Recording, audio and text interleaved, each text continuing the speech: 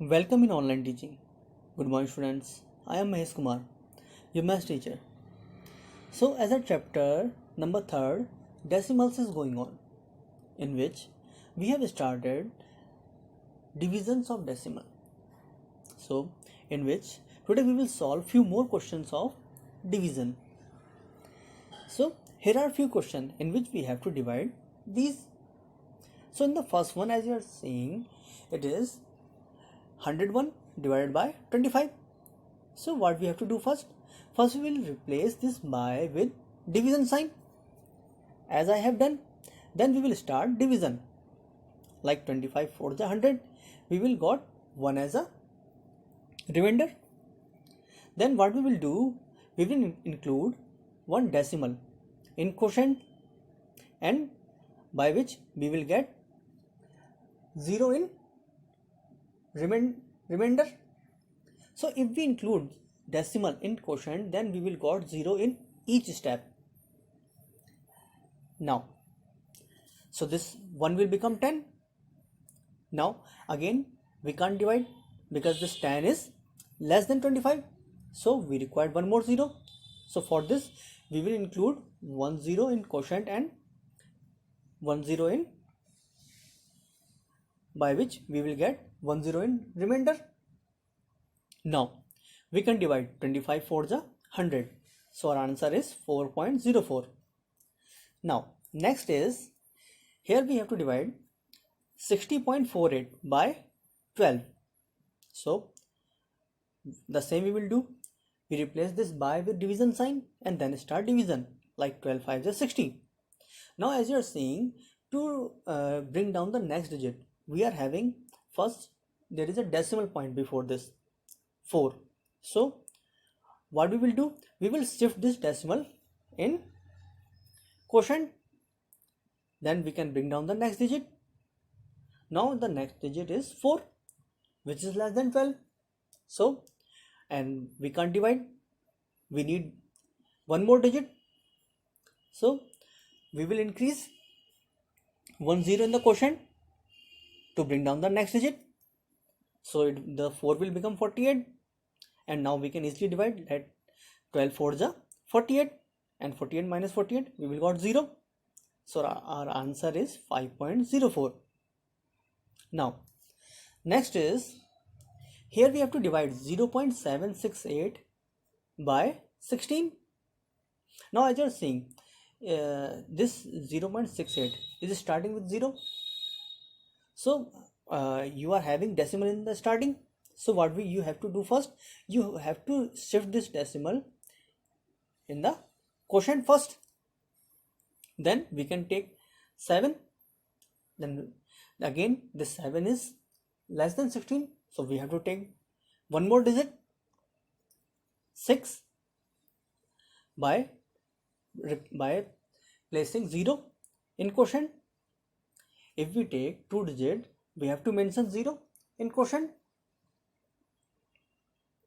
Now we will divide 16 4 is 64. Now we will get after subtraction 12, and then we will bring down 8. Now we can divide 16 4 is 128. Now 128 minus 128 by 0, we will got 0.048 as our final answer. Now next is, it is 1.001 divided by 14. So again, as you are saying, it is the whole part is having 1, and again we can't divide, we can't decide the table in 1. We need one more digit. So what we have to do first? We have to shift this decimal in quotient. So we will got 10, but again we can't divide. This 10 is smaller than 14.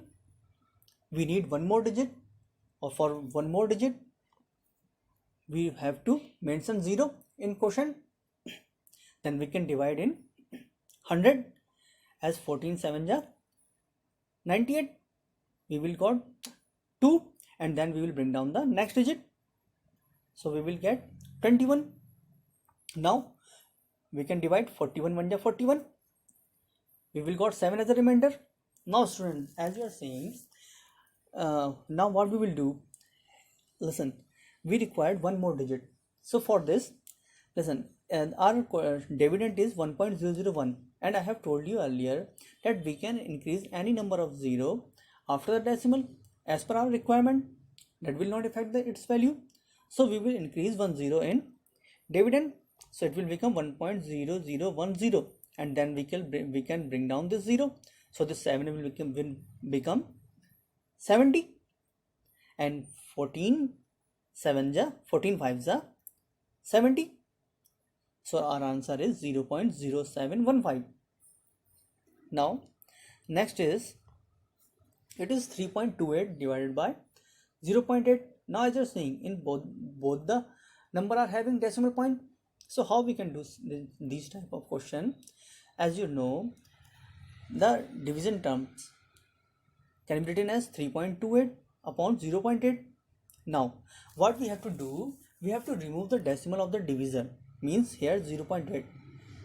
so how can we remove? As we are having in 0.8 one decimal place, so we have to multiply this by 10, and we know if we multiply any number in denominator, then we have to multiply in the numerator also.